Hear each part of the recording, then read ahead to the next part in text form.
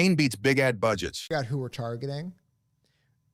It's really hard to get men to spend money on something unless they're in physical pain or it'll help them get partners, like romantic partners. Like it's really hard to get guys to spend money. I like to think Cuts does that for people. Yeah. So like, it's been very hard to grow the wallet business. And if someone's listening to this and they want to try to sell wallets, please go out there and try. It's the hardest fucking thing because nobody cares about them. Nobody buys them. We have to spend millions and millions of dollars every month to convince people that they want wallets.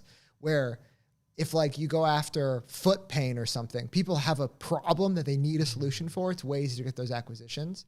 And then if it helps them, be 5 or 10% better in work or their romantic life or their personal life, it's easy to sell those type of products. I love what you said there because you kind of even took a step back. Where my head was going was, it has 80, 90% gross margins, X, Y, and Z, but you even took it a step backwards and said, hey, let's start with the category and the product first and then get into all that.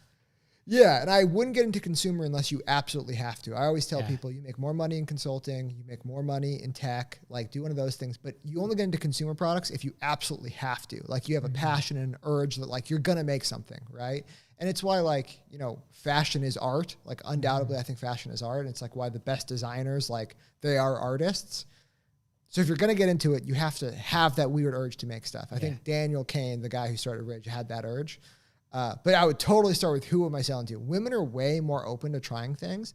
Like if it's any new brand, any new product, whatever, it's way easier to get the sale, but they also have higher return rates and less loyalty. Yeah, totally. With like, and I think men, it's hard to get the sale unless you focus on those two things. But then we'll talk about like the mechanics of it. Ridge is one of the rare brands that has true 80% margins. So the way you measure margins needs to be